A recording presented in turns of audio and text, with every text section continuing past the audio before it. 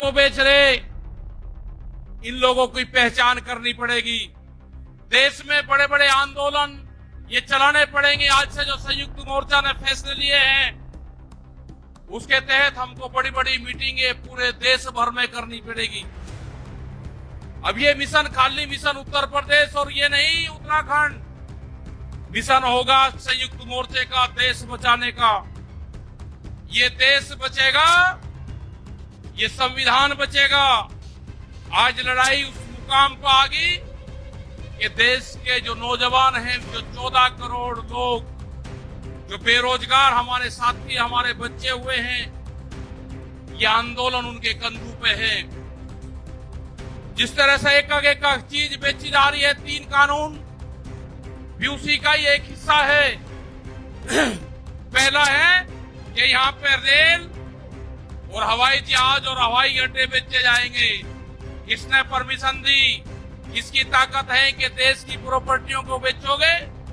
आपने घोषणा पत्र में नहीं लिखा, देश की जनता को धोखा दिया। धोखा नंबर 1।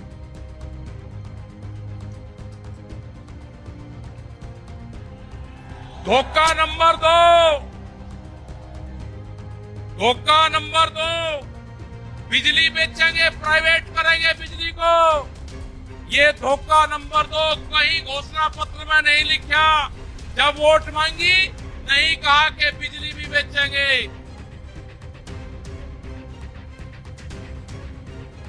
ये सड़क बेचेंगे, पूरी सड़कों पर टैक्स लगेगा और एनएच के आसपास 500 मीटर तक अपनी कोई चाय की दुकान और गुमटी भी नहीं लगा सकता। अगर किसी ने चाय का खोखा रखा तो वह जमीन उसकी गांव समाज में नीत होगी। ये सड़कों को बेचने का काम करेंगे। ये देख लेना क्या क्या चीज बिक्री है। ये सेल फॉर इंडिया का बोर्ड देश में लग चुका है।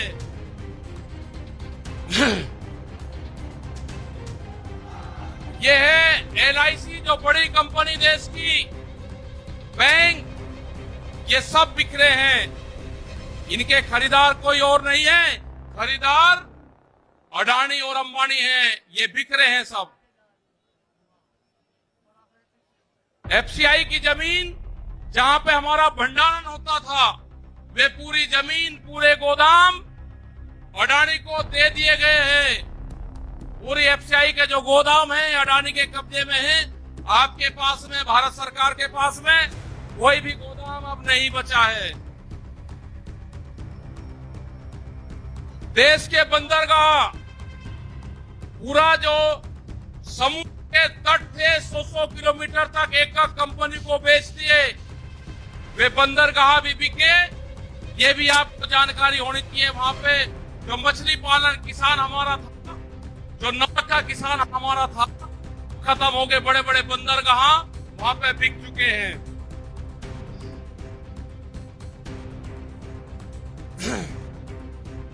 ये जल को बेच रहे हैं।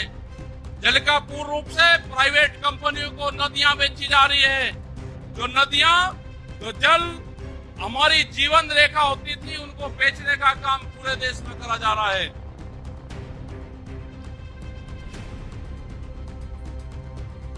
ये इंडिया ऑनलाइन सेल, मतलब कोई भी कीमत किसी भी चीज की लगा सकता है। भारत बिकाऊ है। ये भारत सरकार की पॉलिसी है।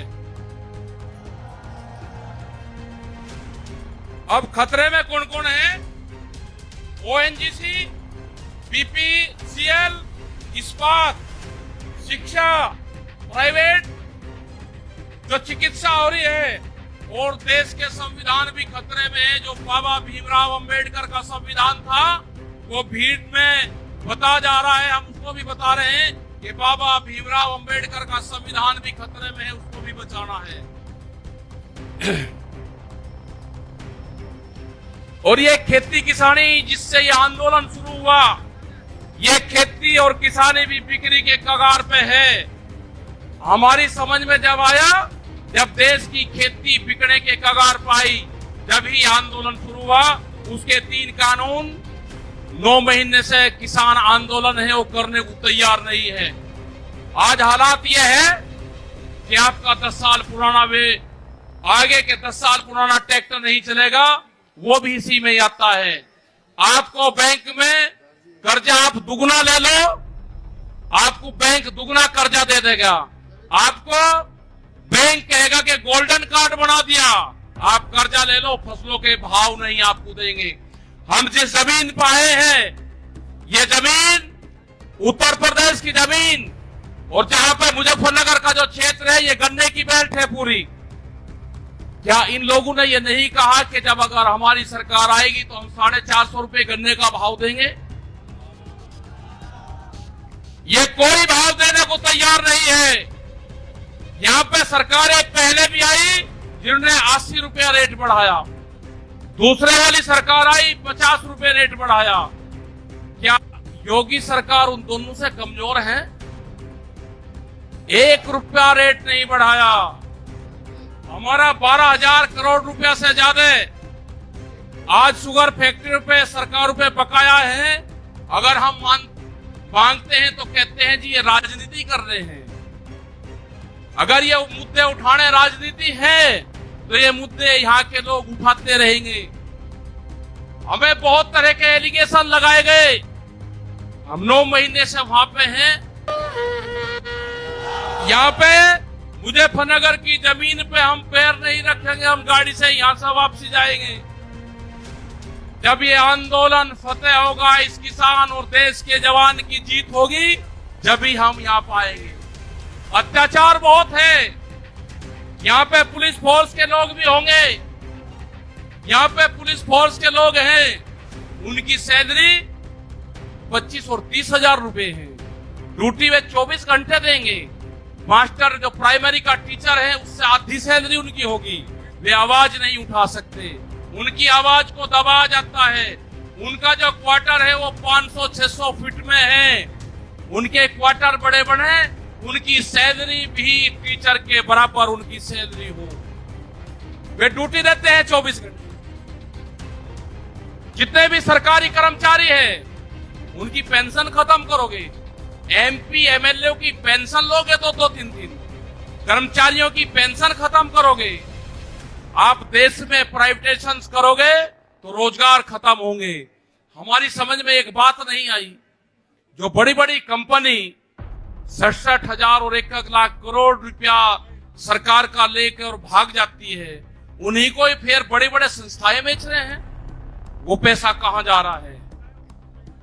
अगर पूरे हमारे संस्थाओं के रेलवे बिक्री है, रेल के 4.5 लाख कर्मचारी बेरोजगार होंगे। मैंने जो सफाई कर्मचारी है उनसे बातचीत करी, रेलवे के या किसी भी नगर पालिका के हो, 5 और 6 हजार रुपए में वे सफाई कर्मचारी वाल्मीकि समाज के लोग नौकरी करेंगे यहाँ पे। अगर ठेका पड़ता होगी तो रोजगार जाएंगे। अगर प्राइवेट कंपनी के हाथ में ये कंपनी आ जाएगी, जिस तरह से रेलवे गई, 4.5 लाख कर्मचारी बेरोजगार होंगे। जो रेडी पटरी के लोग अपना रोजगार चलाते थे, वे 4.5 करोड़ लोग हैं, वे बेरोजगार होंगे। बड़ी बड़ी एमेजॉन जैसी कंपनी आ रही है जो इस देश में व्यापार करेगी, इस देश में मॉल खुलेंगे। वे हमारे मजदूर भाई कहाँ जाएंगे? ये उनकी भी लड़ाई है। ये लड़ाई जितनी भी संस्थाएं बिक रही है उसकी लड़ाई है। और आपने आगे की और हम बात बता देना चाहते हैं। ये लड़ाई शुरू हुई 3 काले कानून से। ये लड़ाई शुरू हुई एमएसपी पे गारंटी कानून से। हमने एक ही जिले का एक डाटा भारत सरकार को दिया, यहाँ उत्तर प्रदेश के अधिकारियों को दिया, यहाँ के मुख्यमंत्री को दिया।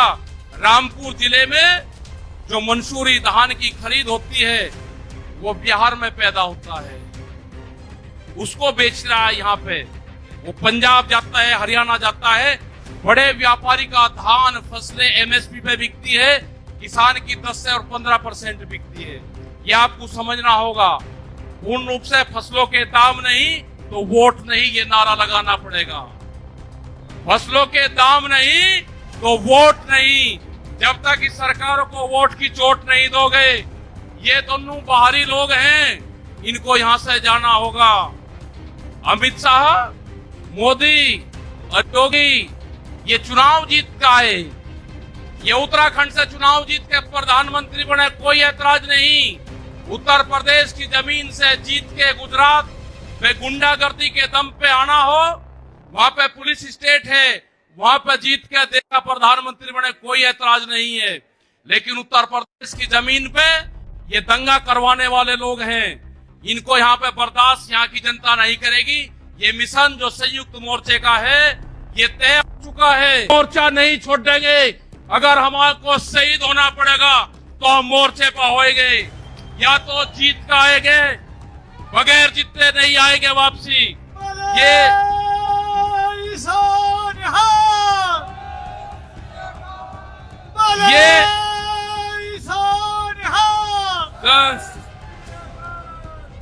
इस तरह की अगर सरकारें देश में होंगी तो ये दंगे करवाने का काम करेगी। पहले भी नारे लगते थे जब टिकैत साहब थे, अल्लाहू अकबर, अल्लाहू अकबर, ये नारे लगते थे। हर हर महादेव और अल्लाहू अकबर के नारे इसी धरती से लगते थे। ये नारे हमेशा लगते रहेंगे, ये नारे हमेशा लगते रहेंगे। दंगा यहाँ पे नहीं होगा। ये तोड़ने का काम करेंगे, हम जोड़ने का काम करेंगे। किसी गलत फहमी में मत रहना। ये देश हमारा है, ये प्रदेश हमारा है, ये जिले हमारे हैं। आप तैयार रहना। ये कहते हैं कि लाल किले पे किसान गया, अगर लाल किले पे नहीं, किसान तो अगर जाता तो पार्लियामेंट पे जाता जहां पे कानून बने हैं। लाल किले पे धोखे से लेके गए हैं आप हमको, हमारे लोग नहीं गए। धोखे से लेकर आप लोग गए हैं। क्या कोई देश की एजेंसी है कि जो उसको जांच कर दे? क्योंकि कोई एजेंसी बोलने को तैयार नहीं है।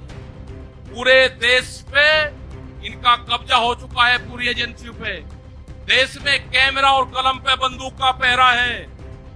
कैमरा और कलम पे किसी प्रेस की हिम्मत नहीं कि वो किसान के पक्ष में दिखाते हैं, निगेटिव दिखाते हैं बहुत प्रेस के लिए। तो इन सब लोगों का आपको ध्यान रखना है। ये आंदोलन जारी रहेगा। वो 28 तारीख की जो काली रात है उसको आप याद करते रहना। हम वहां से हटेंगे नहीं, किसी भी कीमत पर वहां से जाएंगे नहीं। देश के नौजवानों का रोजगार का सवाल है। 450 रुपया क्विंटल गन्ने का इन्होंने भाव की बात करी थी, वो चाहिए हमको। हमको फसलों पे एमएसपी की गारंटी चाहिए। प्रधानमंत्री ने कहा कि 2022 में फसलों के रेट दुगने होंगे, आमदनी दुगनी होगी। 3 महीने की बात रहेगी है। 1 जनवरी से बिकने वाली फसलें दुगने रेट पे बेचेंगे। ये प्रचार हम करेंगे।